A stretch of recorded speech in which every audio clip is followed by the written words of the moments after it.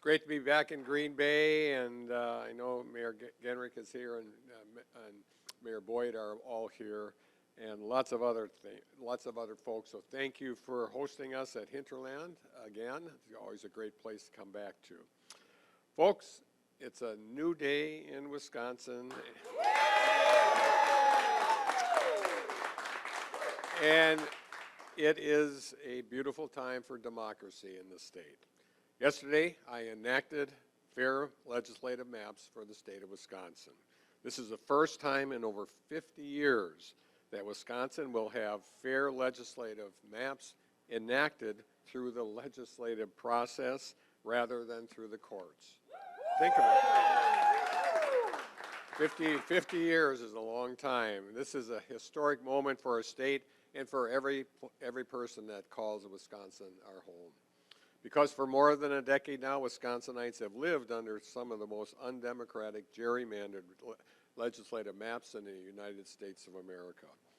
When I ran for office in 2018, I promised to never stop working to right that wrong, to fight for an independent, nonpartisan redistricting process, to secure fair maps for Wisconsin, and to have the courage to do what's right. To me, the decision to enact these maps boiled down to this. I made a promise to the people of Wisconsin that I would always try to do the right thing.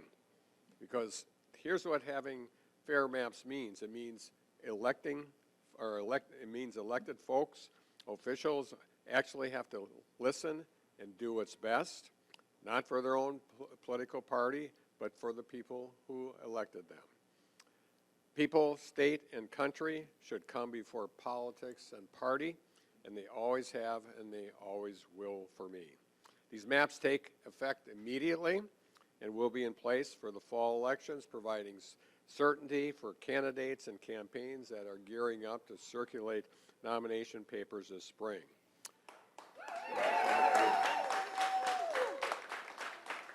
I've also asked the Wisconsin Supreme Court to clarify these maps, that these maps will be in place for the special elections that will occur between now and the fall, and I think we will have a few before that happens.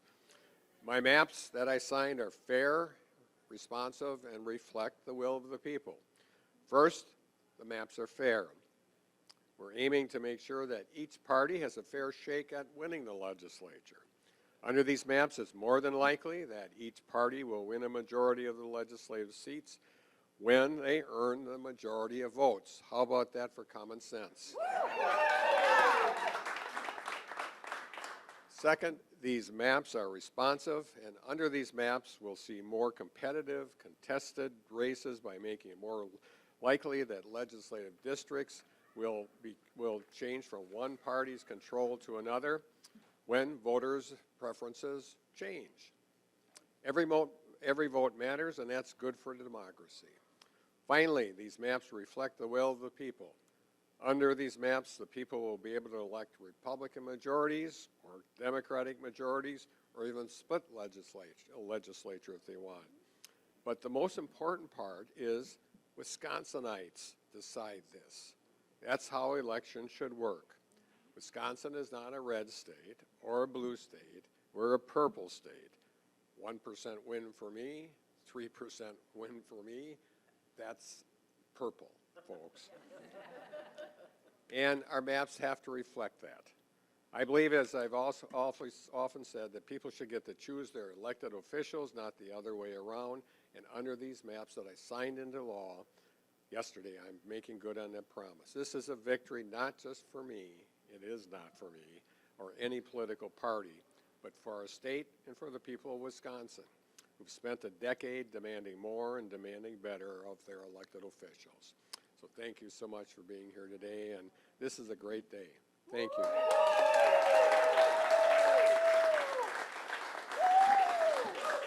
So, thank you. Thank you all for being here. Thank you. Be glad to answer any immediate questions if they have any.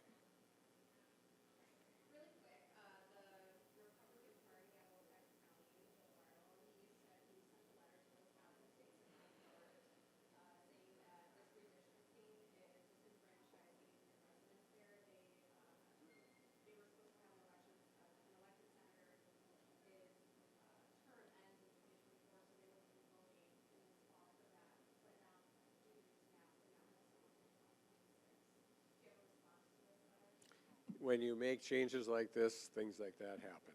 And the bottom line is, I'm guessing Waupaca County is still pretty Republican, and my guess is that regardless of who's in that seat, it's going to be, it's going to be an election, and we'll see who wins. But no, I just think that's part of it. And when this happened 10 years ago, more than that happened across the state of Wisconsin.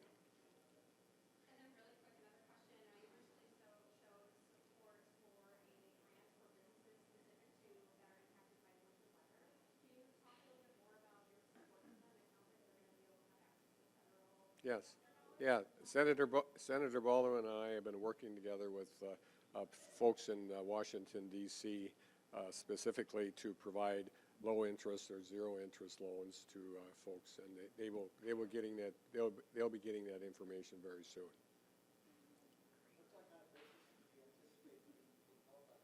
I'm sorry.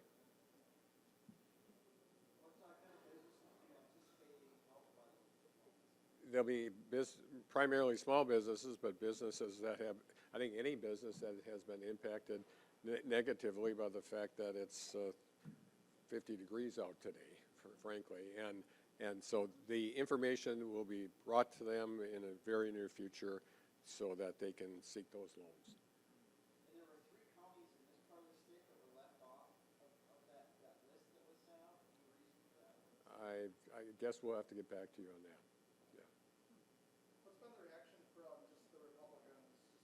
They all voted for it. Right. so that's reaction number 1. Right. So, how do you feel that you guys worked together and just came about?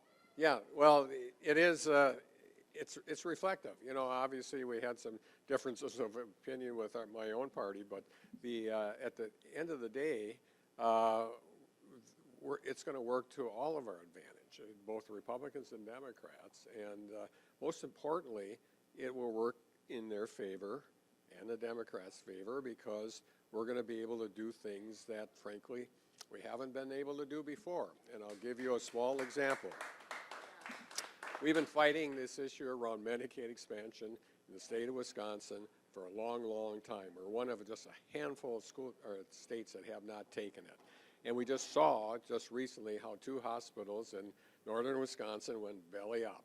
Now, if we would have had Medicaid expansion earlier, the financial situation of those 2 hospitals would have been much different than it turned out to be. And therefore, if we want to make sure that we have good quality health care for the state of Wisconsin, all across the state, that's not in the urban areas, but all across the state, we need to have Medicaid expansion, and frankly, there are Republicans that agree with me on this. And this will give them the opportunity to vote their conscience and to pass it. It's as simple as that. There are some things that are just too important and transcend political lines to have that not happen. And that's a perfect example. It's about people's health care. Thanks. Thanks, everybody. Thank you. Thanks for being here. Thank you. Thanks for all your good work.